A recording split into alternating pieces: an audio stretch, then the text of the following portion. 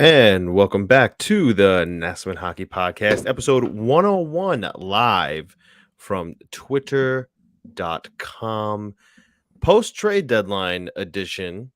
And before we start, John, I just want to talk to you about how much of a legend Kevin Weeks was I during love this that. whole trade deadline, making it just super fun to follow along. Like sometimes it could be like annoying, like, constantly refreshing the Twitter app and trying to figure out what's going on. But then you see a nice video of Kevin Weeks with a bucket on his head. Breaking news. How wonderful was that? Honestly, I loved it. Yeah. It was great. He's a lot of fun. He's very refreshing. It was definitely funny. I love that he like embraced the comments a little bit and just totally leaned into it. I have to admit it makes it the NHL isn't always fun, so it's great to have him kind of do that so that we all have a little bit of levity, because it is stressful even if you're not a team kind of going for a playoff spot. And it's just, I don't know. It's silly season. There's a lot of expectations. So he definitely adds a little bit of levity to all of the craziness. Yep, it certainly was silly season. We saw plenty of fake accounts and trade rumors and what have you. But the trade deadline has officially passed. There's actually still a few trades still in the queue. I believe after the trade deadline at 3:00 came, there was upwards of 33 trades that still had yet to be announced and officially made. And as of 6:53 right now, there are still trades being broke. Like I think there was a trade not too long ago. Yeah, there was the full trade with the Hurricanes where who are acquiring Max Domi, is now a 3-team trade with the Blue Jackets and the Panthers. And I believe the Kraken even got in on it. Yeah, they sent or they acquired Victor Rask from the Wild in exchange for future considerations. That just came out half an hour ago. So there has been so much movement that there's still things coming out as we speak right now. But, a lot more movement than previous deadlines. Was there anything that surprised you around the entire NHL before we get to the New York Islanders? I mean, it wasn't today. It was yesterday prior to, or even Saturday before the Flyers hit the ice. Claude Giroux and the Florida Panthers just kind of loading up for that playoff run. I think last week I had said that they were the Avalanche or St. Louis of the East this year, where they're going to be good for a little while. I don't know, guys like Thornton can stick around, but they have 2 good goalies that are going to be around. They have a lot of talent there, so I was a little surprised at that move, that he got moved into the East, but that's where he wanted to go. Instead of, I think, Colorado had been interested, which would have been something else. So yeah, anything for you? I think I was the most surprised by one of the latest moves that were made by the Pittsburgh Penguins. They acquired Ricard Raquel. They sent out Zach Aston Reese, Dominic Simone, a prospect goaltender, and a 2022 second-round draft pick. I did expect Ricard Raquel to move, but the Pittsburgh Penguins were not one of those teams that I had in the cards for Raquel. So listen, Pittsburgh's going for it again. They still have Crosby, Malkin, and Letang, and they have a good supporting cast there with Gensel. And you go for it when you have those 2 guys. Yeah. You go for it until they're gone. Yeah, And absolutely. if they have the money, they have owners that are willing to spend. They continue to just not have any kind of prospects or anything similar. It'll look similar after they leave to before Crosby. Yeah. And they got to cross their fingers another guy like him comes around, which I have to believe that won't happen. They'll definitely get a star. There's always a good top 10 pick in there that can help turn your franchise around, but not a Sidney Crosby. But they definitely got multiple Stanley Cups, even one more Stanley Cup final. Yeah. And if it weren't for the Islanders, the last couple of years, that they may have gone even deeper than even just the first or second round. So because they're a good team, like they know how to play. Just the Islanders Yeah. were, their roadblock, just as a lot of teams were the Islanders' kryptonite for many years. So if they can do it, Kristen Jarry's playing, better. Um, I say go for it. You got those two guys around. It's not going to hurt. Yeah. Yeah, so Ricard Raquel was surprising to me, but yeah, the Penguins got better. But overall, let's head over to the New York Islanders and let's talk about what they did, or really what they didn't do, and that is that the Islanders stood pat. Before I give my commentary, before you give your commentary, let's hear from Lou Lamoriello on why the Islanders stood pat, making no trades at the 2022 trade deadline. Our team right now, where we're at, if we could have gotten better by a trade, we certainly would have done that.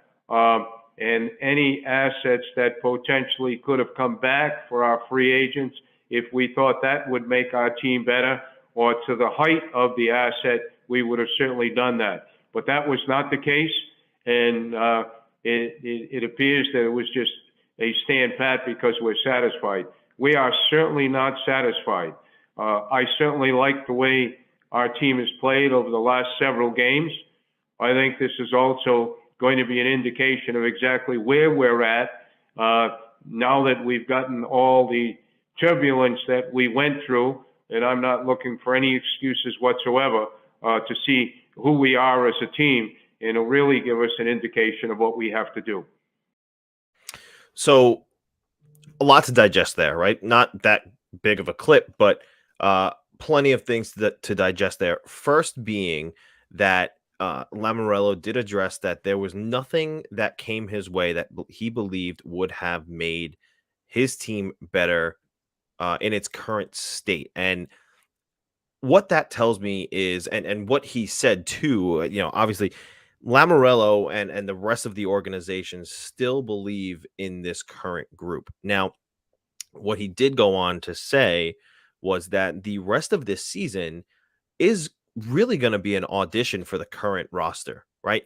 He's going to assess what they have on the ice with their current roster in the NHL and their roster, I believe, in the AHL as well. He later in that interview did go on to say that some of the younger guys, you could see them get some time on NHL ice.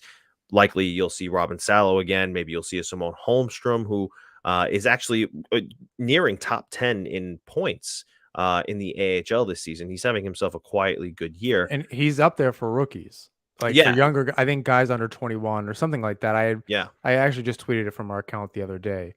So yeah, I was a little surprised. He's just doing because well. you haven't heard anything, not anything, but you haven't heard much about it. Yeah, he's doing well. So you might see Simone Holmstrom. You might see like I said before, a Robin Salo. Maybe Jacob Skarek, can come up and get his feet wet in the NHL.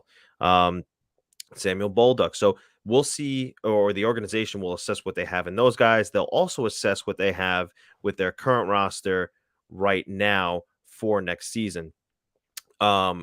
Reason being is because they are going to take a look in the off season at this team and Which say, doesn't surprise me at all. No, not at all. They're going to take a look at this roster in the offseason and say to themselves, who belongs here and who doesn't? Who is part of the core moving forward and who isn't? Any comments on that before we get to the next clip from Lou Lamoriello based on his thoughts of the offseason? I think that's a good move. And this shouldn't really surprise a whole lot of people for a few reasons. And I saw a lot of people tweeting about it before we hopped on and over the last couple of hours since the trade deadline hit at 3:00, a little bit after 3:00.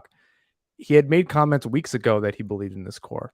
Mhm. So that really shouldn't, that shouldn't surprise anybody here.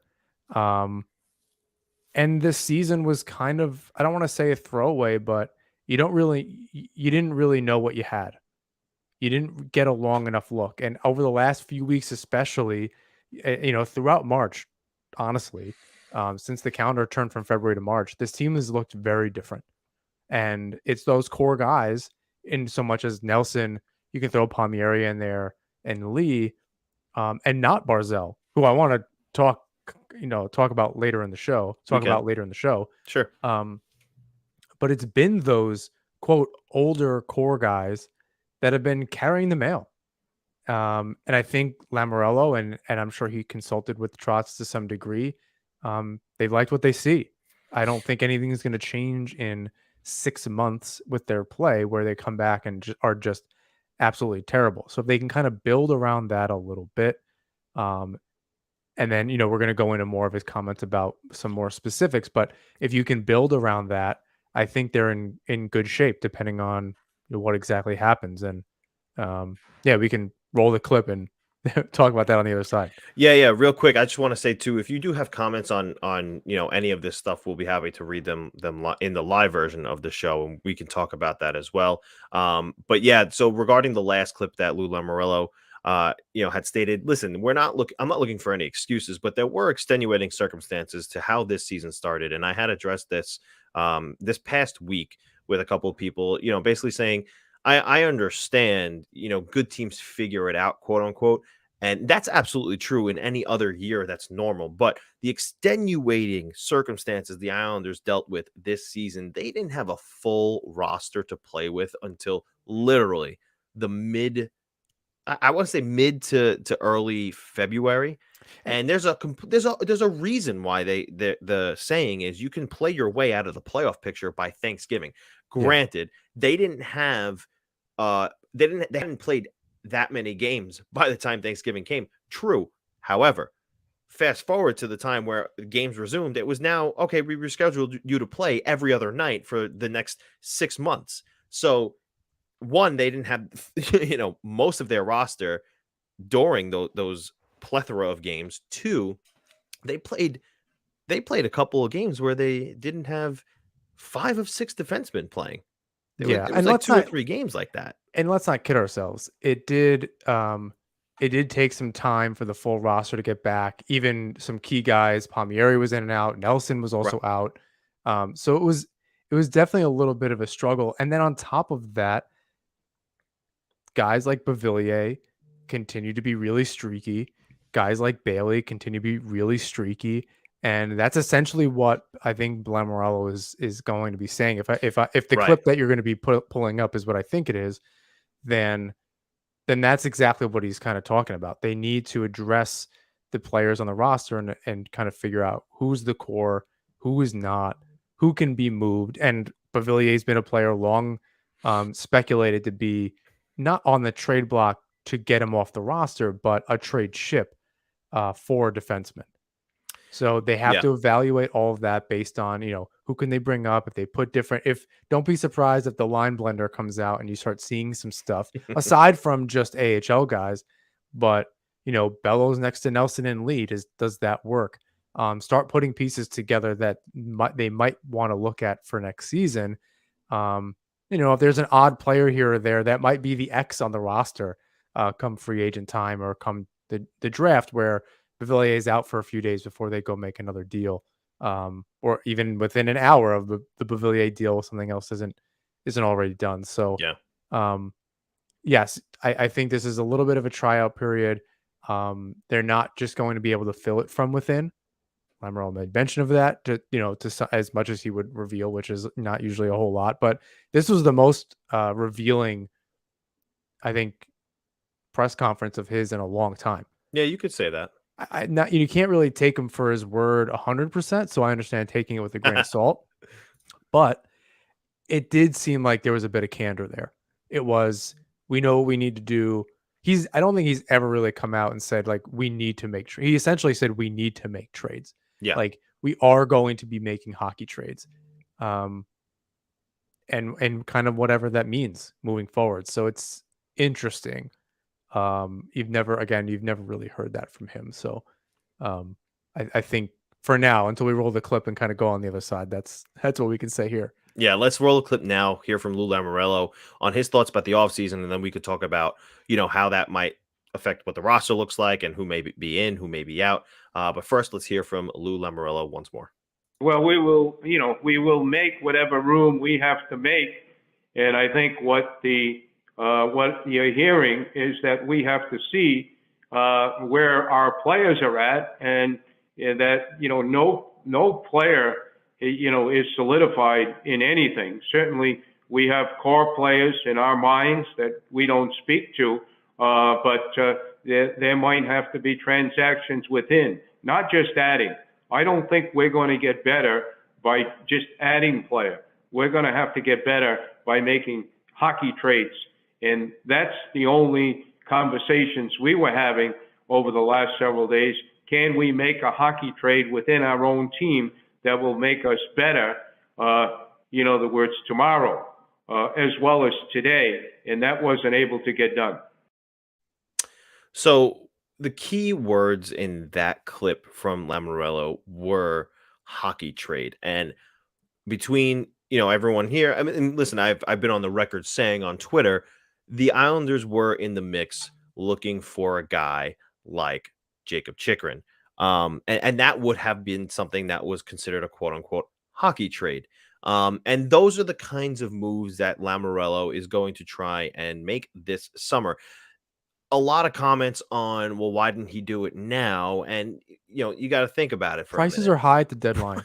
They're at an all-time high right now. This isn't necessarily the time to do it. The Right. draft, even, in Chychrun's case where he has a deal, I don't know if he has bonuses or different things. Like some things may happen on or slightly after July 1 or whatever this year's July 1 is. I don't know if that's actually free agent day. I haven't looked that far ahead, although it's almost April, so craziness. But yeah, I think that's where we have to kind of pay attention to is that off season. I don't blame him for not paying any kind of high prices, and nothing intrigued him enough to move anybody out. Yeah. And I said, I think the Parise and Clutterbuck thing, Clutterbuck is still a little question mark for me. I guess at 50% less of a contract than he has now is fine. But I figured if they weren't moved today, they were getting signed. And then they were signed directly after. That makes a ton of sense to me. Yeah. So, I mean, a comment that I saw on Twitter when I had tweeted out the Clutterbuck contract was, oh, he comes in at 50% less. And that was something that you had pointed out to me as well. So the positive spin on that was the fourth line is coming in at a cheaper price, with Zika signing at a cheaper price, and Martin isn't really that expensive. And now 50% off of Cal Clutterbuck, and you're getting a pretty good player. The price of the fourth line is no longer okay. It's too expensive down there. It's really pretty much what it should be for fourth line players. He's a good defender. He's a penalty killer. Yeah. There's I think the same with Parise. I think they were, and I said this. I think I said this exactly last week. They were more valuable on the team than those picks would be. That's exactly it. I understand second, third, fourth, even fifth round picks can come through for you. Yeah. But this team, I think, understands their window to some degree. They have a general core, which includes a lot more players, and then they have that kind of younger core than that. The Barzals, the Wallstrom, Dobson, Sorokin. Yeah. And even some other defenders and a few more, but you can maybe throw Bellows in there. Cizikas will be around a long time. Peugeot's not terribly, but like I think some of these even younger 20-something players are going to be there for a while. So there's two windows that they, when money starts coming off the books or things kind of change, you can kind of focus on that younger team. And that might be, look, if the Islanders have another year like this year, next season, consider next year a rebuild. I think they're absolutely tearing it down. You cannot have two seasons, circumstances or not. You can't have two seasons like that. They were not, however, and I saw this pointed out by a couple people, they were not going to go into a rebuild this summer in year 2 of the UBS. The owners would never have let that happen. No. So I think you can be aggravated and you can be concerned, but be concerned about the trade deadline and then let that kind of sit for a second. He hasn't really given you a reason to not believe yet. There's a lot of money coming off the books. There's a lot of opportunity this summer. Let him fail. Like, if you really think he's not going to do it, let's let him fail first. Don't get mad preemptively for no reason. That won't do a whole lot. A lot of the chatter right now is that, he has failed already. Many do believe that he has been failing for the past few off seasons. I was on the Isles Fix Twitter Spaces earlier today talking about the trade deadline, and somebody had brought up, ever since he made an offer for Panarin and didn't get Panarin, he hasn't really made any attempt to bring in another goal scorer and address that issue. I took a look at the UFA forwards that were available in previous off seasons, and the only name that really stood out that would be anywhere near Artemi Panarin was Taylor Hall, and his mind was already made up. He was going back to Boston after being traded there. That's where he wanted to be from the get-go, and he was traded where did he go? Arizona, right? And then Arizona signed in Buffalo, and that ridiculous contract, right, Buffalo, 1 year, 1/7 or something like that. And before he was even with Buffalo, before he was even with Arizona, Boston was the team that he wanted to go to. So his mind was already made up. Once he got traded to Boston, that's where he was going to stay. There was really no other player after Artemi Panarin via UFA for Lou Lamoriellos to go get that was an obvious upgrade. Now, I will say, last trade deadline, he did try to address that scoring need in Kyle Palmieri, and it kind of worked. In the second round or whatever, it did work. He got them through that Boston series, and that's what I was going to say. It took him a little bit to get going in the regular season. Peugeot too, right? Don't forget he was not a star. Right? I mean, granted, yeah, he played like a whole 7 games, and then like everything shut down, and then the world shut down, right? And then, but he was. We had said at the time that we over and over again that third line's a black hole. What a disaster. Yeah. Although I still would like, I still get a little upset that Cole Barjo didn't get his chance, but I'm happy with Peugeot, so I won't wish anything here. Although he hasn't gotten a shot even with Peugeot down. Yeah, I think he got called up and didn't get a game in, but yeah, I think that's the moves he did make. They, for the most part, I think they're going to be looking for essentially 1.5 defensemen this summer. If Green doesn't return, which was odd that he wasn't part. Honestly, I thought it was odd that he wasn't part of this slew of signings. It doesn't mean it's not going to happen. No, but it was a little odd to me that all 3 of them were just not included together. I do think Salo and Green split time with Mayfield on that third pair. So then you're looking for a second pair of defensemen and a couple forwards. Yeah, I think you're strong up the middle, knowing what you have on D, even with that question mark, is still really good. I think many think Varlamov could get traded.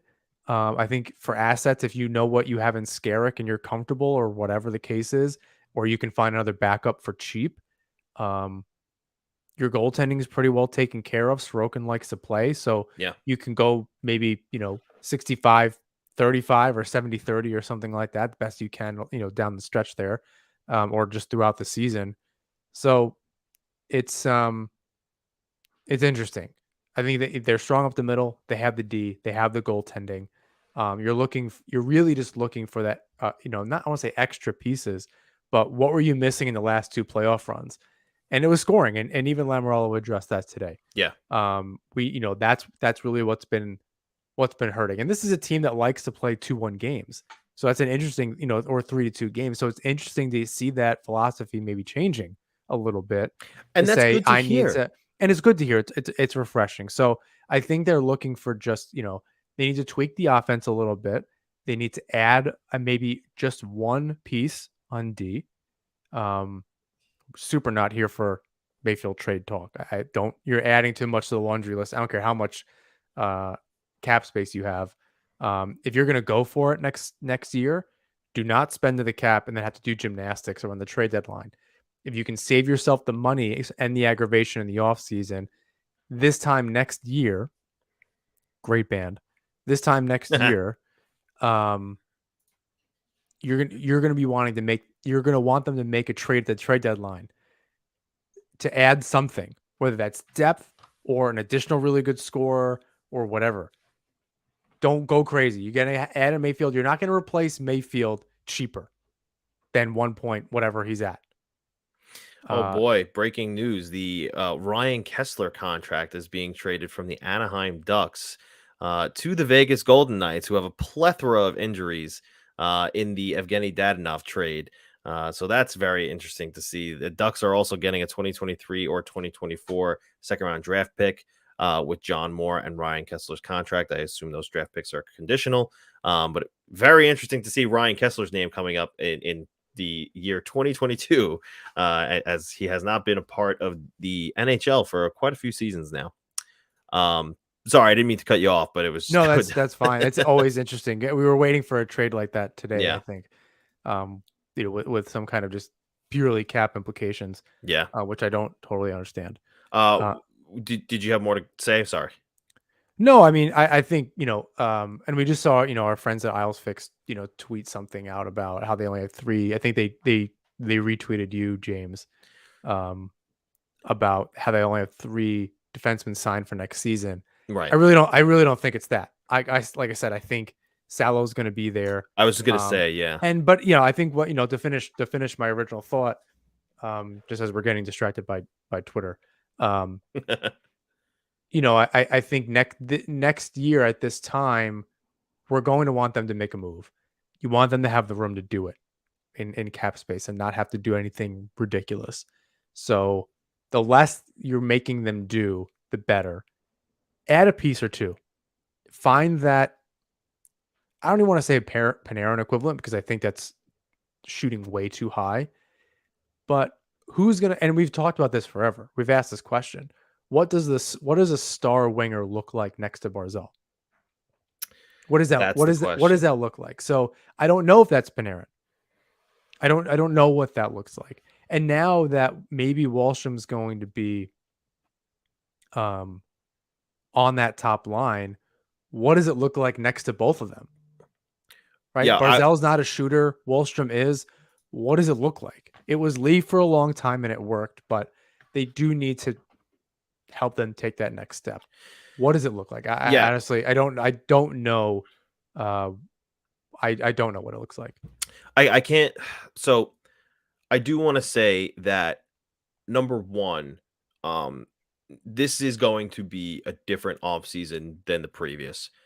You like to say, and I think about this term all the time because it's a great one. The Islanders were bad on accident this year. Oh yeah, that was a Steve Dangle thing where I couldn't get it out of my head. Yeah, so it was a complete mismanagement this offseason, and I think that Lamoriello kind of addresses that, right? And he speaks right to the fans, and he says we're certainly not satisfied. He mentions that they need to address the scoring. And he mentions that this next couple of weeks is going to be an evaluation period, and he's going to see what they have.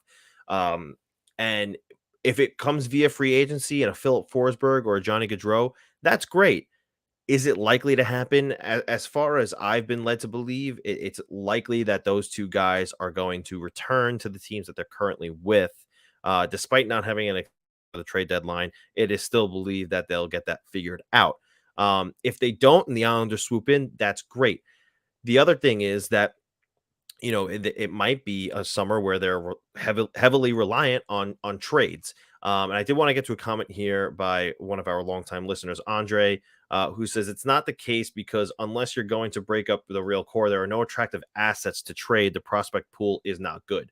Well, I think that's where, yes, Beauvillier, as much as that would hurt, he could help you get that defenseman.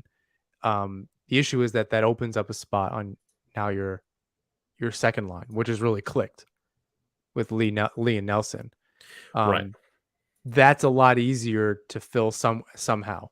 That's why I said you may find Bellows, Nelson, and Lee together just to see. That's a possibility as well. So Beauvillier is certainly one of those guys who was constantly talked about as a trade chip, and it's because he's on a decent contract. He's a young guy, and one of the things that a lot of or a lot of deterrence towards Anthony Beauvillier come in the fact that he's a streaky player and he disappears at times, and all of that is very true. I will admit those are things that happen. However, you do also see that there is flashes of brilliance in Anthony Beauvillier's game, and we constantly talk about systems, right? And all these teams play different systems. And in my opinion, I don't think there's much wrong with the Islander system. Does it hurt the offense? Maybe a little bit, but do they also have um the pure goal scorers to negate the defensive system that they play in? They have Nelson, they have Lee, and it really ends there. Wallstrom is working on it. So other teams look at the Islanders and they say to themselves, Anthony Beauvillier is a player, and maybe his style of play isn't exactly flourishing in that system on the island, but we play a different system here where he can maybe run and gun a little bit more. And we think Exactly. his speed and his versatility will be something of value, say in I don't know, maybe Detroit wants to take a stab at Anthony Beauvillier because he's a young player and they're rebuilding there, and or worst case scenario, Well, Arizona says he's a young player that we can yes, I we was to can say it's work got to be around. someone with an asset Yeah, that the sure. Islanders I want. mean, I do think he's involved in. I don't want to say I think like I have any sources or anything. I would expect him to be involved in the hockey trade for right. the defender, just And because. that's where the Jacob Chikrin thing comes in, right? Because I had said earlier today that I was told, listen, if Jacob Chikrin doesn't get trade at the deadline, the Islanders are certainly going to circle back to that and take a look, because the price for Jacob Chikrin increased today. Don't know how. They didn't get what they wanted in the past few days, or coming months actually, because this has been going on for a while. And the ask was a player, a prospect, and a couple of picks. Now it was 3 first-round draft picks suddenly this morning, and when I checked in on that, I'm like, hey, is like that really the asking price? Yeah, that's definitely the asking price. It seems like he's not going to get traded. And I was like, okay, come this summer, what's it going to look like? Would the Islanders be interested in circling back on that?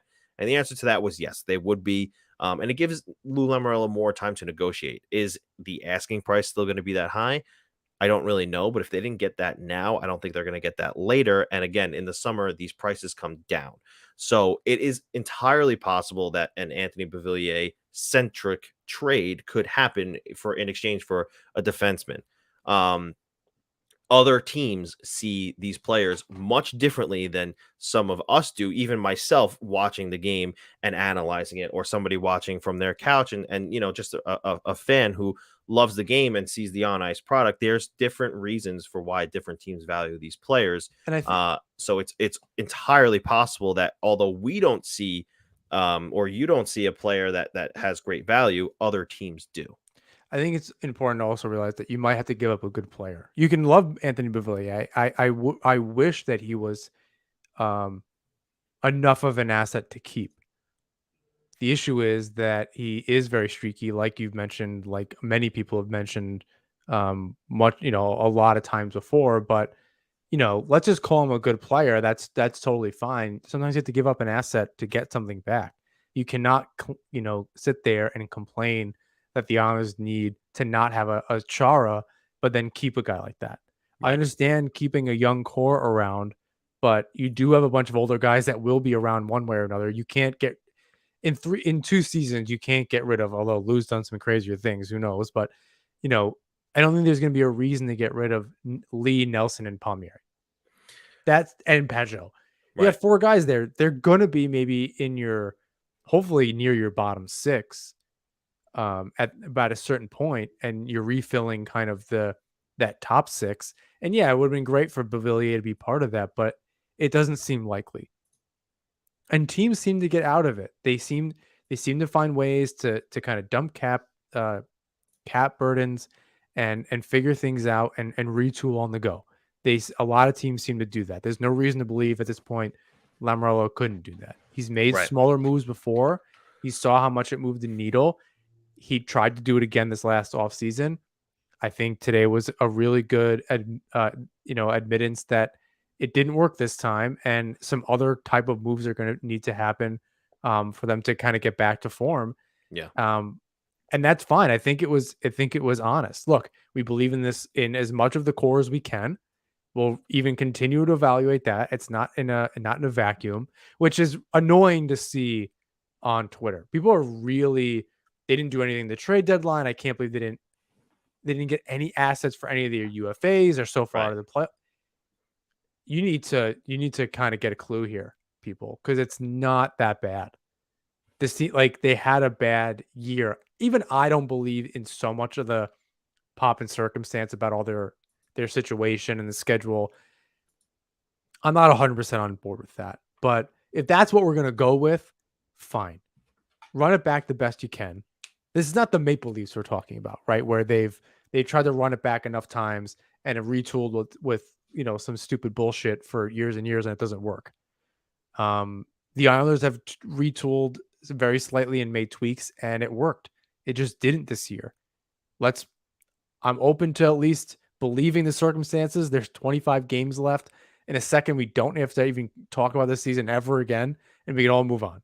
Yeah. I think it's super overblown, maybe even more than the 13-game road trip to start the season. The only thing more overblown will be this trade deadline already in just 4.5 hours as of this recording.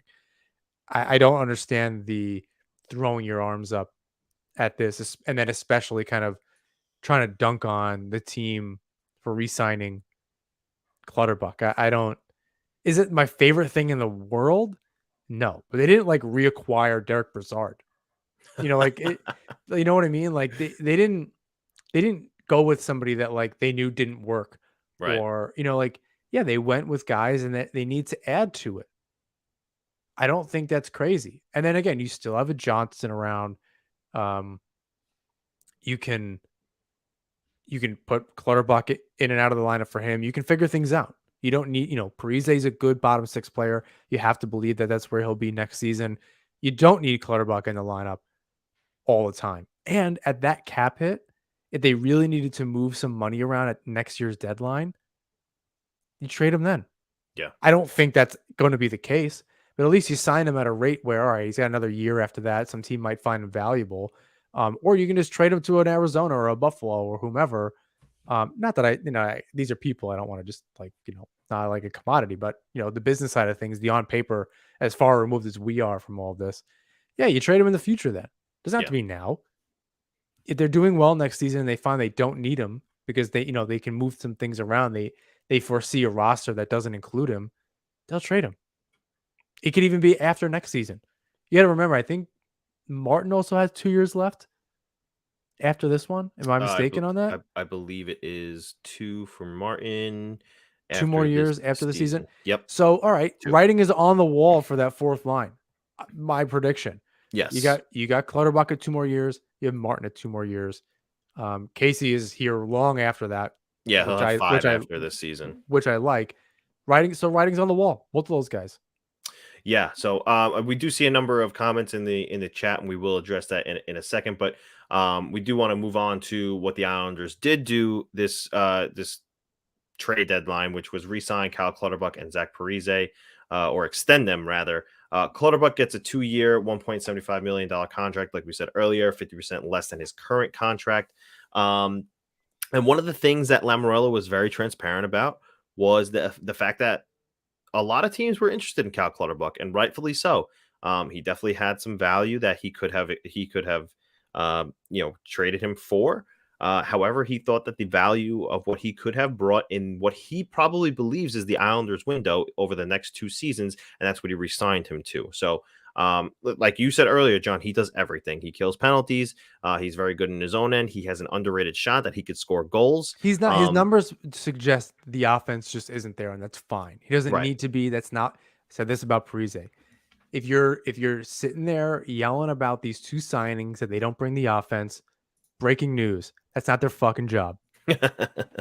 Right? The problem is that Beauvillier is also not scoring. It took Palmieri half a season to get his act together. Right. Barzal is not doing much of anything, if we're being completely honest. Not, so I have to wonder if he's still working with a lingering injury, but I think that's likely. So I'm trying not to be too hard on him, but at the same time, I think it's a lot of poor decisions, and they could also just be tired. Sure. But again, you're a professional. Like no one else gets these. They're not meteorologists. They're not supposed to be wrong half the time, just like they're not supposed to be bad half the time.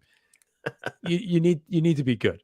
You Right. know what I mean? So it's not those bottom six guys. I don't care that Peugeot is not scoring. That doesn't bother me at all.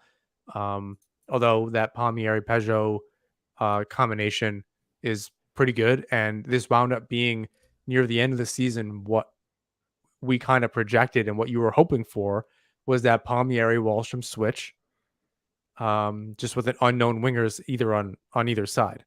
Would not have expected Parise to be up there with Barzal. And I think you would have hoped Bailey would be down on that third line because that's a good veteran line that way. But you didn't think it was going to happen. I thought it would be someone else. So it definitely worked out there too.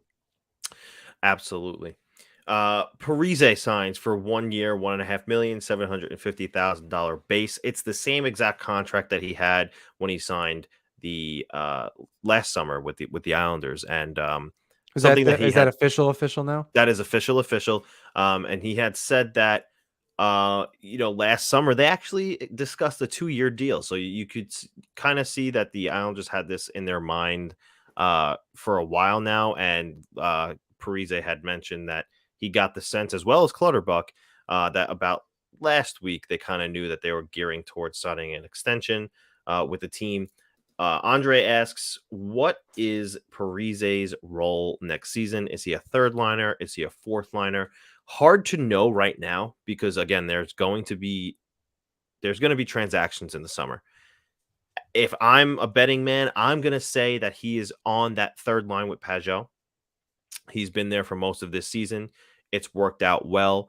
They're going to upgrade the first line, the Barzal line. Maybe Wallstrom stays, maybe he doesn't. But whether it's on the left or the right, there's going to be, in my opinion, a scorer there. Parise's role can then fluctuate. Is he going to be a fourth liner? Is Matt Martin not going to be able to play a full season? Like I said earlier on the Isles Fix Spaces, he's dealing with a season-long year whenever he got hurt. It's not going to be something that heals until he doesn't play for a while, which will come at the end of April. But in my opinion, he's probably going to be on the third line. Maybe it's with Wallstrom and Parise, but it's definitely going to, Wallstrom and Peugeot. It's definitely going to be with Peugeot, in my opinion. But we'll see when we get there. At $1.5 million, $750 base, this is a very good deal, in my opinion. He's likely to bring back the same game he's playing this season. He's not showing any signs of slowing down.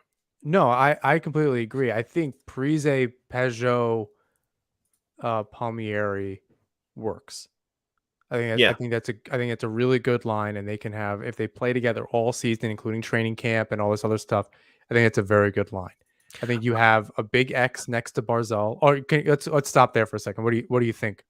Well, in the case of Palmieri, I think that he might be a top six guy.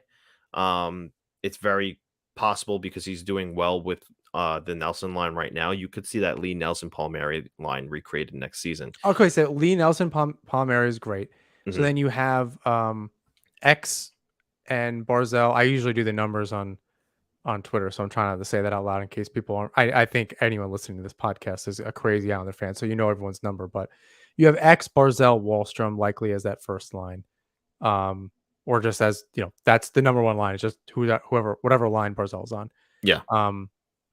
And then Lee Nelson, Palmieri, Parise, Peugeot, X. Bailey. Now if he doesn't get moved. Well, okay, and I say X because yes, and notice Beauvillier is not included in that either. And that's what kind of makes things interesting. Right. Is one Parise, Peugeot, Beauvillier would be fine with me. A lesser role for Beauvillier, a little less talent on the other side. Sure. I don't, that could work. Again, I think he's kind of leveraged as a chip for that defender. Bailey could be dumped purely for cap, traded for, whatever someone would give to them. It depends on if it's Beauvillier. I'm making this up in kind of some ridiculous scenario. I do not think in a million years the Coyotes would go for this, but maybe it's the same deal for a defender. Maybe it's separate deals to get the money off the books and Bailey goes somewhere else. But that $5 million would go a super long way to get the defender, signed longer term if they only have a year left or two on their contract, or that first line winger.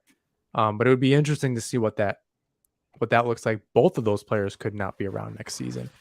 In which case, I wonder, do they, maybe they break up that Lee Nelson Palmieri line. They look for two top six forwards instead of one. That's a lot harder. I suspect it's easier to go find a third liner that you like. Maybe they save them again. Maybe they save the money. They might not be making as many moves. Again, I'll reiterate what I said earlier about, they want to reevaluate. They want to be able to evaluate where they are. Easy for me to say. I think I'm thinking too fast. They want to be able to evaluate where they are at next year's deadline. So if they're they're second or third in a division, they want to get even better, like a lot of these teams do at the deadline. Real Stanley Cup contenders. They want to be able to have the room to do that. So I wouldn't be surprised if it was like Bellows on that third line. If it was Parise, Peugeot, Bellows, or somebody, maybe somebody internal, maybe some, UFA or something like that, or someone, smaller trade. I wouldn't be super surprised if that was the case, just to kind of evaluate and go from there. Trades also can happen in October, as we've seen. I believe the Vanek trade was October. Letty and Boychuk were October. Any of these things can happen. It doesn't have to be the trade deadline. They can kind of go into camp and then they went through these games. All right. And in the preseason, they didn't like that. Right. They can like it on paper. They can like it in training camp and then not really like it when the rubber meets the road. So there's a couple of options. They could get 2 top 6 wingers. They can get a top 6 winger and someone for the middle 6 to play with Peugeot. It really depends on who gets moved out. Will depend on what comes in, because you need the roster, literal roster space, plus the dollars to make it all work. I know it's like obvious, but I think it's important to kind of break it down like that. We're going to talk about Samyang Varalamov in a second, but another comment here says, I heard the potential of them using Wahlstrom in a deal. And what I'll say about that is I didn't hear anything about that. And I don't anticipate hearing anything about that, because you're looking at a team who obviously is older, and I don't believe that they're going to use one of their youngest assets to trade away, because they're going to, if they need to, keep this core young, and if they have to potentially go into a rebuild in 2 seasons, they're going to want Wahlstrom around to grow with the rest of the young guys who will be part of the core moving forward. And that's another top 6 forward that you need. I don't know how, again, you don't have that much room. He's not money off the books. He's just goals when he's playing well. So that's even a little sketchy to me to do no that. reason to move a Wahlstrom right now with his contract. He's not due for one until after next season, so they're going to want to keep his low cost. I don't foresee them trading a Wahlstrom in the near future whatsoever. No reason for that. There's no reason for it. Okay, let's talk about Samyang Varlamov. He was not dealt at the trade deadline, despite a plethora of rumors, one including from myself. It wasn't a rumor. It was confirmed that the Colorado Avalanche did have high interest in bringing back their former goaltender to go on a deep playoff run. They opted not to. They extended Francois instead. But plenty of interest for the New York Islanders goaltender who, listen, he got the Islanders through 2 deep postseasons. There's obvious reason why a lot of teams would have been interested in him. There's also obvious reason why Lamoriello would have been interested in keeping him. He did address that, he has a good thing going with Ilya Sorokin. They're buddies. He's been really good for Sorokin's development. Does that mean that he won't get traded this summer? I don't think that that's what that means. Does that mean he's definitely getting traded this summer? I also don't think that that's what that means. I think that at the current state, Lamoriello didn't see anything that was worthwhile. I believe the asking price was a first-round draft pick.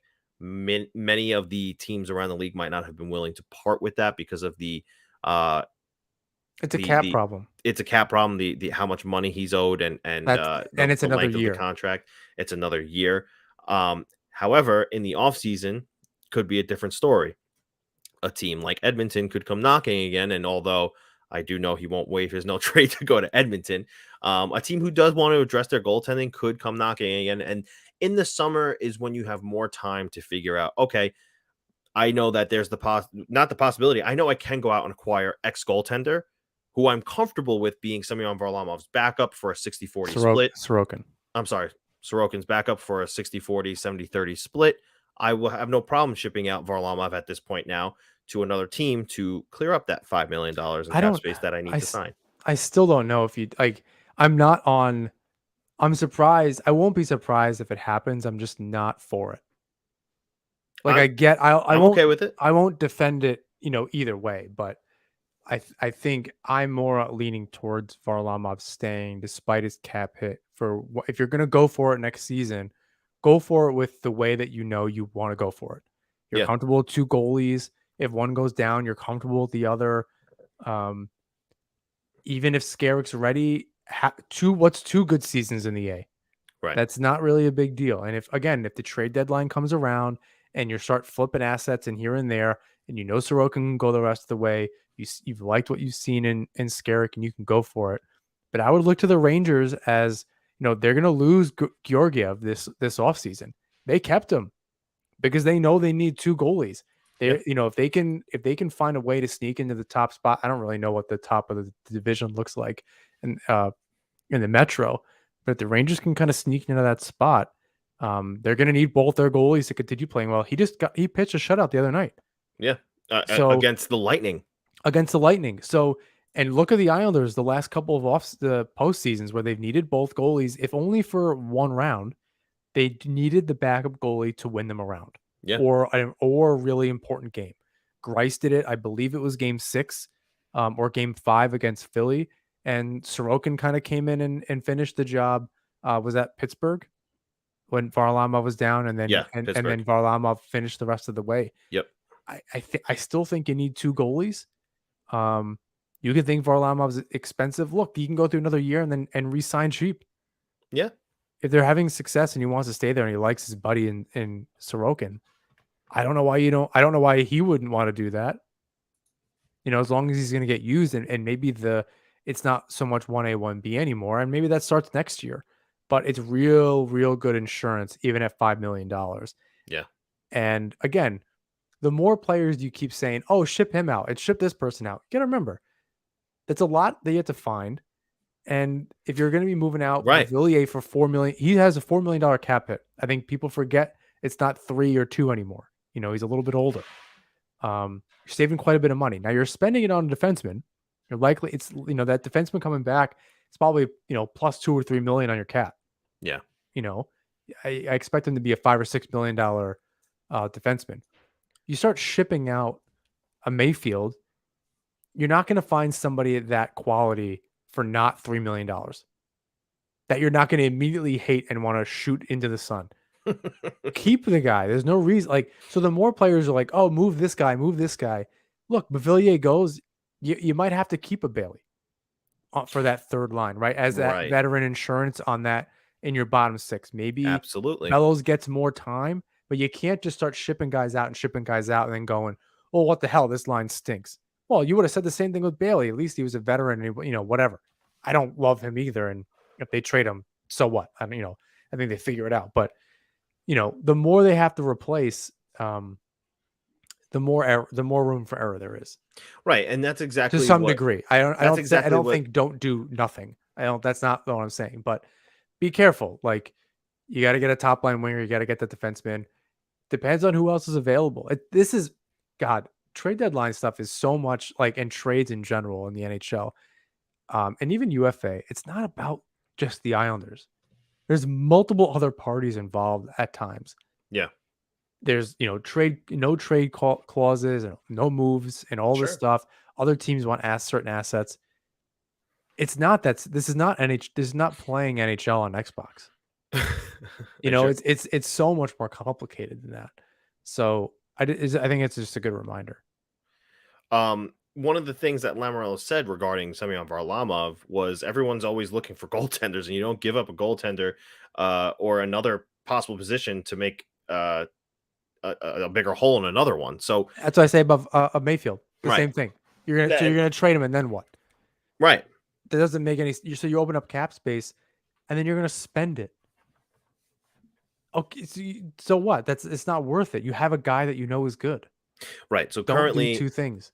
in the current NHL, it's a 1A, 1B goaltending situation for most teams at this point. Unless you're the Lightning and you have Unless you're the Lightning. Vasilevsky. But look at what happened with the Vegas Golden Knights. Robin Lehner went down. Their backups aren't that sustainable to play every day and keep them afloat. They're plummeting right now. They're falling in the standings. They possibly won't even make the playoffs, which I think they still will, but it's possible they don't. Be careful what you wish for if you're really vying for Varlamov to get traded, unless in the summer there's a plan in place before Lamoriello moves Varlamov to bring in another goaltender. It's probably not going to happen. It's better to be safe than sorry, and keeping Varlamov is more worth it than trading him and trying to find another goaltender to take his place, much like what happened with Nick Leddy when they traded him and had to go with plan B in Zdeno Chara. And we see now how that has affected the Islanders and had a negative impact on the roster. Mike Fink says, "Hey guys, big fan of the show." And John Sunset, very true. I didn't have the sunset today. I was a little more prepared for that. I moved the camera to the other side. I'm still trying to figure out the setup. We'll figure it out. We're only 101 episodes in, but we'll figure it out. Yeah, well, it's just like a new computer, and as of sometime last year. Yeah. And I use my phone as my camera, and it's on a stand, and it's not a part of my monitor, which it used to be, and so I'm trying to figure it out. I figured that was a better view than my very old maps on the wall that make me 100-year-old man, which I think are really cool. But I figured a sunset's much better. Well, it looks great. But Mike says, "Hey guys, big fan of the show. What do you think about a cheap placeholder goaltender that can start 20 games next year? Someone like Mrazek or Driedger comes to mind." Mrazek, absolutely not. That dude is terrible. The thing is, it has to be someone that the Islanders deem worthy of probably a 70-30 split with Sorokin. I will say this, though. You look at somebody like Mrazek, who actually I don't think would work out because I'm pretty sure he has 2 years left in his contract. But you look at a guy like maybe Driedger, who got some attention after he had a really good season with the Panthers. He got drafted to the Seattle Kraken or traded there, one or the other, and hasn't really worked out too well with him over there. On the flip side of that, the Islanders do have the goalie gurus in Pierre Greco and Mitch Korn. Maybe they coach them up to their highest potential, and they are worthy of playing 20 games as a backup behind Ilya Sorokin. That something like that could work out. Holtby is a good option too, says Andre. And if in the summer he's available and the Islanders could snag him as a backup, maybe that does work.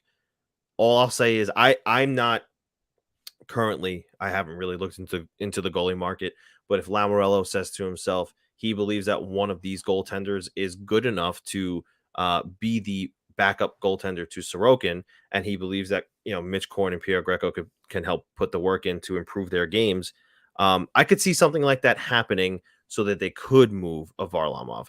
But like I said earlier, what has to happen is one of those goaltenders needs to come in first. You're likely to see one of those guys get signed. You'll probably say to yourself at that moment, well, why do we have 3 goaltenders? And that's probably when you'll see Varlamov be shopped, maybe get traded, and that $5 million will be freed up for the rest of free agency. So we'll see. We'll see what happens with that. I've been on the record though saying that I do think that Varlamov will play out the rest of his contract as an Islander. After that, we'll see what happens. He could resign. He could come in at what's likely a cheaper cost because Ilya Sorokin will need to also get re-signed. Matt Barzal will need to get signed. Oliver Wahlstrom will need to get re-signed. But we'll see what happens with that. I'm of the belief that Varlamov will stick. If you're gonna run it back, and you're trying to go with what you know and what's worked, this is what's worked. Right. I think you add, as Lamoriello said, you're not just adding. It's going to be hockey trades. You're going to see maybe the biggest shift in the roster that we see in a long time. If we're suggesting if Varlamov stays, that might mean that Beauvillier and Bailey go. They need some money off the books, right? If you're going to sign some of these guys, you have to look a little bit more down the line at um, uh, a Wallstrom contract, even if it's a bridge deal. There's going to be a Barzell contract coming. Sorokin isn't signed for like super long. No, So he's got next season, and then he yeah, needs to be resigned again. and he needs to be resigned. So I think it's going to be some money off the books. Varlamov makes a whole lot of sense because it's $5 million. It is just for next season, so it does come off after next season. So you have that money. Doesn't mean he can't be resigned. Doesn't mean Skarek won't be the answer there. That could they may just be kind of doing their best to work with him in the AHLs. But I do think if they have what did we say that number was, 11 and change in the cap space, million dollars, that is. And then I think the cap goes up $1 million. So let's say it's 12. Let's say it's 12, and then you can move Beauvillier and Bailey, even if you retained some of Bailey. It's a lot of money off the books all of a sudden. And then you can make not only the moves you need to make for your first line winger and your second pair defenseman, the lefty defenseman, then you have some room at the deadline too. Or moves when waiver wire or this type of thing or whatever during the cap crunch time near the end of the summer, you could squeeze somebody out there too.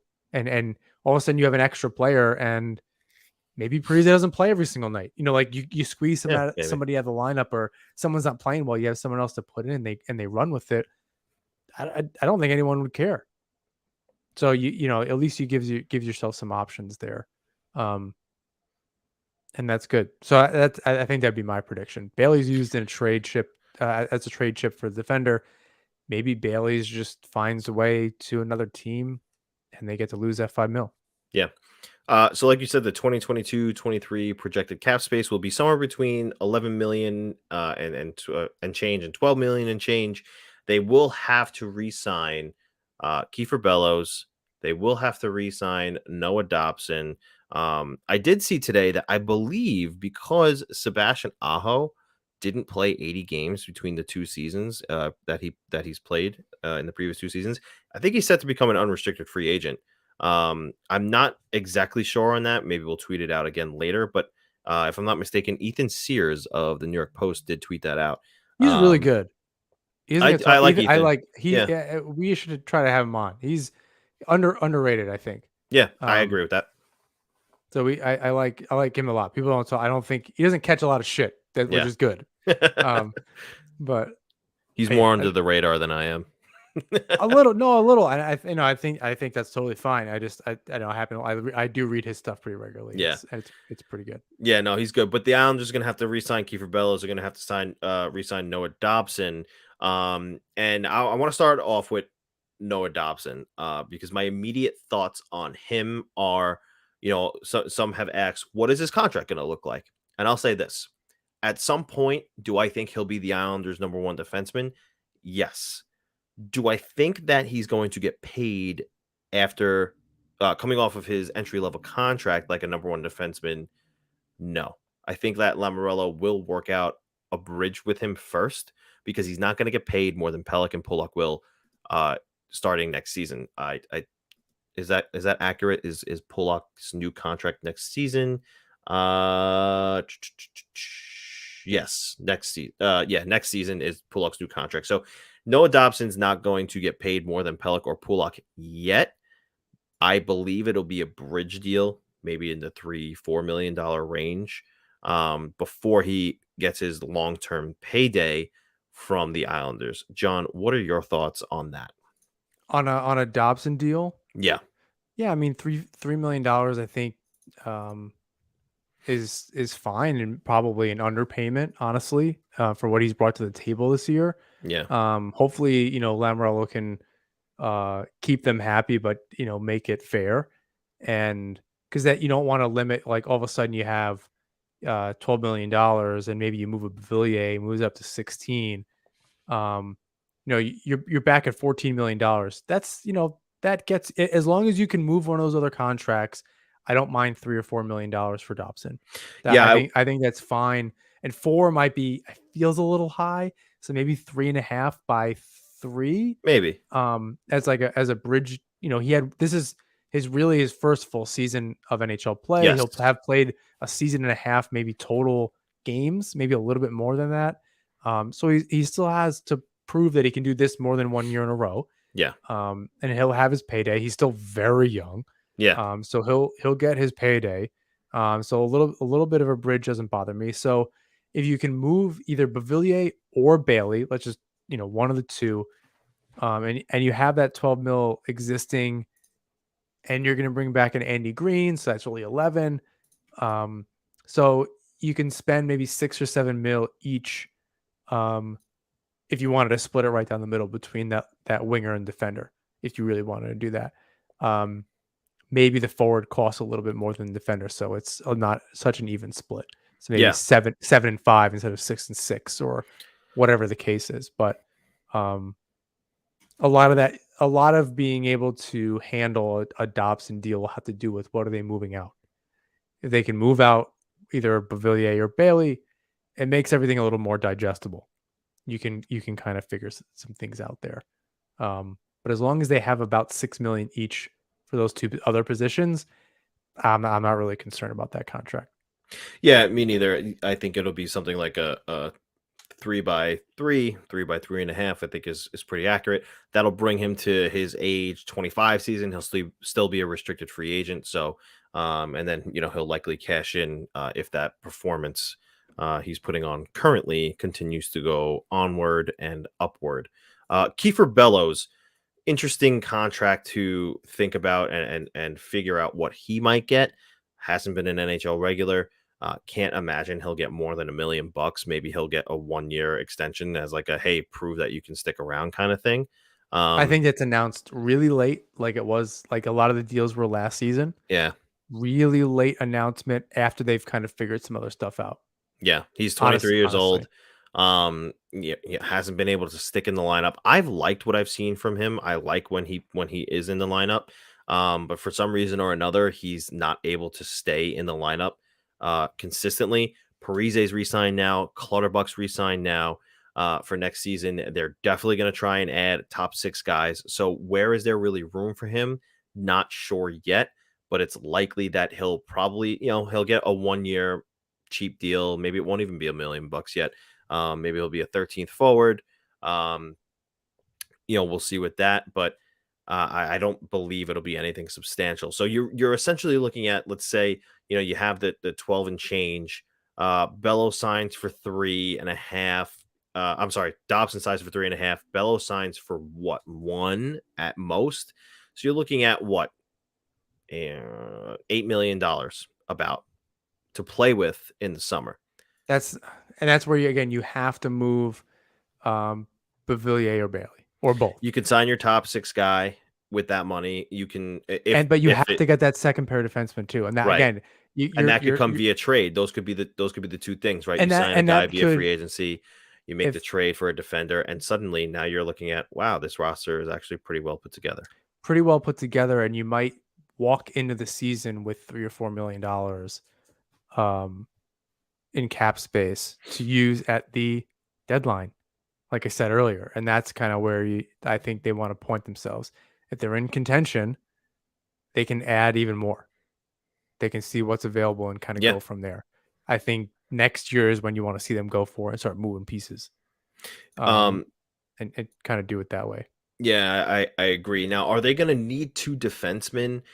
We'll see. One could come like we just said via trade. But essentially you're trying to replace Chara and maybe Green. So it's possible they're going to need 2 defensemen. I would expect it to be Pelech, Pulock, Guy and Dobson, and Salo and Guy. So you're looking at Salo and Mayfield, or Salo Green Mayfield, right? I think Salo and Green. Right. I think that's a safe thing to say, is that they're switching out. Salo gets a little bit of the Dobson treatment next to Mayfield. That would be a fine third pair. Yeah, if you can find the right second pair and you can run them to death, those first 2 pairs to death, I think it's totally fine. Yeah, I totally agree with that. And speaking of Scott Mayfield, Andre asks, do we think that Lou extends Mayfield after the season or just let him play out his contract? Um, It's hard to say. I would want to see what happens next season first. It doesn't yeah. make sense to think beyond that. Because if it goes horribly wrong, Mayfield's gone, Varlamov's gone. Anyone Listen, not nailed down, right. you're rebuilding. You're now retooling after next season if it goes terribly wrong. Yeah. So He's going to be around for next season, but after next season, he's going to be 30 going on 31. If I'm not, yeah, he's going to be 30 going on 31 next season. So if things go well, I could see Lou Lamoriello turning around to him and saying, hey, I'll sign you to a 2-3 year deal at a low cost. But if you're not willing to take that, then I'll see you later.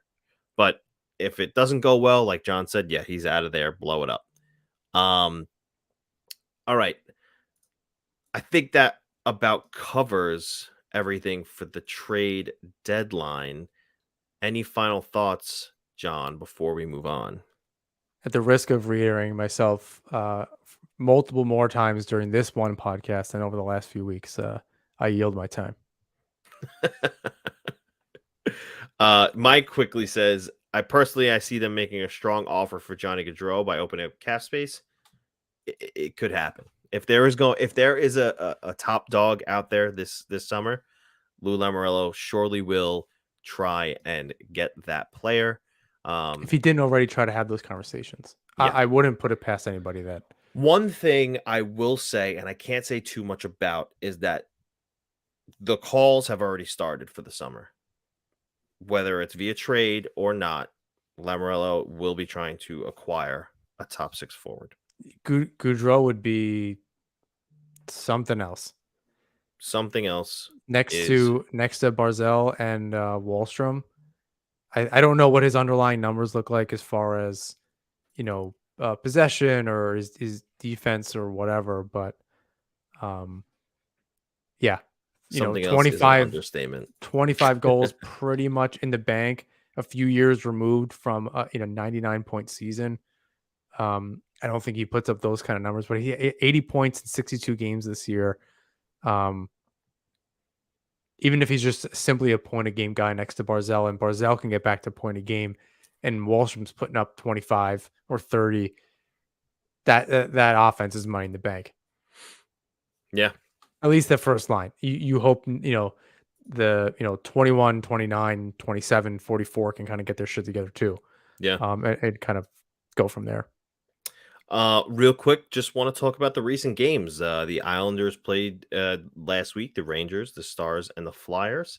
And let's start with the Rangers. And it was a good game against the Rangers. Their Sorokin classic rivalry game, and Sorokin stole the show. That save that I don't understand how he did it. he I tweeted that gif left of the whale, and it looked like the whale, like he was diving backwards. He left the net wide open, tried to recover, and wound up sprawling. And one of the most impressive things about that save was the fact that you could see through his cage that he kept his eye on the puck the whole time. Like he did not, despite sprawling and spreading out and sticking the with his paddle, making the paddle save. His eyes never came off the puck, and the athleticism to get back across and the, I guess you could say, precision of being able to bat that puck away was incredible. The NHL actually put a promo out today, nothing regular about the regular season, and it's about Ilya Sorokin making that save. So they did a redo. That promo's been out for a while. They just redid it because they've had a couple different versions of it. Yeah, so right. Either way. So it's remade now with Sorokin, and pretty likely to be the save of the year. Islanders win that game 2-1, thanks to Ilya Sorokin. It was a really great game. Moving on to the Stars, another game in which they win. Another hard-fought game. Brock Nelson had a hat trick, a 4-2 victory, a very Islander-esque game. I thought the way the Islanders played this past week, a win against Anaheim, then the shootout loss against the Capitals, and then the win against the Rangers and the Stars you really kind of saw what the Islanders expected to be this year. They were in all of those games. They played Islander hockey. They played really well. Um, and yeah, too little, too late. But you got a glimpse of what they believe that they could be, and you got a glimpse of what they know they can be moving forward. Yeah. I love this little stretch from the Islanders, honestly. It was right before the deadline. I think maybe players were a little afraid of what was coming up. But they've all been playing really well. Yeah, Outside of the game yesterday, which they just looked like they were out of juice, honestly. This has been a good stretch. Even, the Caps game to some degree, they showed a little bit, but I like the games against Dallas and the Rangers. yeah. You said it best against the Flyers. They, maybe were just out of a little bit of juice, like, and that's what Trot said too. We've had what is it? 1, 2, 3, 4, 5 games in 9 nights. It was a lot for us. That's just the way the schedule is moving forward for the rest of the way. They play again tonight against Ottawa, then they'll play on Thursday against Detroit and Saturday against Boston. Back to back over the weekend, another matinee or 2 o'clock game on Sunday against the Lightning. So listen, they're going to get tired in these stretches. It's going to happen. You're going to get frustrated, want to bang your head against the wall. But remember, these are humans, and yes, they're professionals, but eventually they're going to burn out. So you're going to see those kinds of games. And now that the trade deadline has passed and that the roster is the way it is, you can kind of see what they think is going to be. And the comments from Lamoriello, you can see the rest of this season is going to be an evaluation. So manage your expectations and temper your expectations for the rest of this season, knowing you're going to be looking at an extended tryout for the New York Islanders. We spoke about Sorokin, fantastic over the last 6-1-1 stretch for the Islanders. Samyang Varalamov has been just as good. I don't want to say better, maybe not just as good, but slightly less good than Sorokin. He's not getting all the goal support. No, He he's did not. get a little bit more as of late. But he made a ton of good saves in that Dallas game where actually Dallas could have been a little bit closer to possibly sending that game to overtime if it wasn't for a few key saves from Semyon Varlamov. Yeah. I think the key for this is looking at Sorokin's record and numbers throughout the season is probably a better indication of where this season should have been. I agree. Right. Varlamov really doesn't get a fair shake because he comes in late, he misses training camp, all this other stuff. Right? He missed training camp. Am I making that up? Yes, Or he like did. You're right. preseason games? I don't think at least he didn't play preseason. No, you're right. Preseason games. He missed. Schneider started the season with Sorokin. Right. So Sorokin may have gotten a little overplayed at first. Varlamov doesn't get the same kind of warm up that Sorokin did. He's a little bit older. He is coming off of an injury. Then he's getting shelled, when he does come back during the Islanders injuries and all sorts of stuff. So, and his numbers are actually pretty good. It's just his record isn't good. I right. agree. And that probably has more to do with goal support than anything else. Yeah. So, and I've seen a bunch of people kind of tweet that kind of information out before and after games about when Varlamov's playing. So the two of them together are obviously really good. So yeah, like we said earlier, running them both back next season, I'm super happy with that. Let's talk about Brock Nelson and Anders Lee. Two veterans, and while we're at it, we could throw Kyle Palmieri in there. Two of the veterans. I said that before. Team. That's he's not only are they part of the core. I think you throw Peugeot in there. Those four guys are the elder statesmen that will likely be in the middle to bottom six in the next few years and kind of letting in some of those younger players. But they are, specifically Palmieri, Lee, and Nelson are playing much better as of late. And, hat tricks and all sorts of stuff. But the two of them, Lee, Nelson, they both had hat tricks in March. For a team that only scores about, under 3 goals a game, that's pretty impressive. Yeah, for a team who doesn't have quote unquote goal scorers, Brock Nelson is closing in on a 40 goal pace. Anders Lee is at about a 33 to 35 goal pace.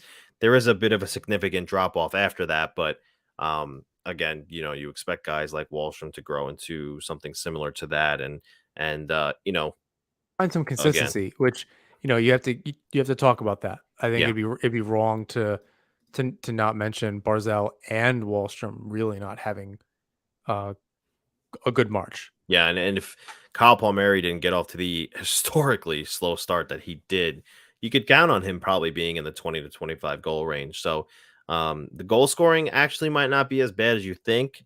Yes, it is something that's going to be addressed in the summer. It's just not consistent. That's It's kind of the problem. it's There was not. a stretch where they scored 4+ goals a game for like a week and a half. Yeah. So is it that they finally had their full roster and the right guys were turning on at the right time? Yes. They didn't really even have everyone clicking. Right. I don't even know the last time Bavillier scored a goal. Yeah, it's been a while. Bailey But scored you can't 2. take anything away from him. He's playing very well over the latest stretch. He's He's got like 7 assists in like the last week. and that's fine. As long as he's contributing in some way. Yeah. That's totally fine. It probably helps that Nelson's putting him in, but he's got to find him. Yeah, I agree. I think that wraps it up for this trade deadline edition of Nassman Hockey Podcast. Any final thoughts before we sign off, Mr. Absolutely John not. Zella? Absolutely not. I'm tired. The sun literally set behind me. I think that needs to be the close of the show. That does it for the trade deadline edition of the Nassman Hockey Podcast. I want to say thank you to DraftKings. Use that THPN promo code with DraftKings. Use that NHP20 promo code with Manscaped. I want to say thank you to them as well. Thank you to the Hockey Podcast Network. Thank you to IslesFix. And, of course, all of you, our listeners. Please rate, review, and subscribe wherever you listen to or watch the show.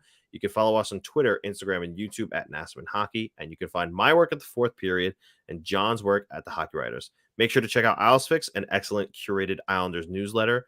And until next time, everyone, let's go Islanders.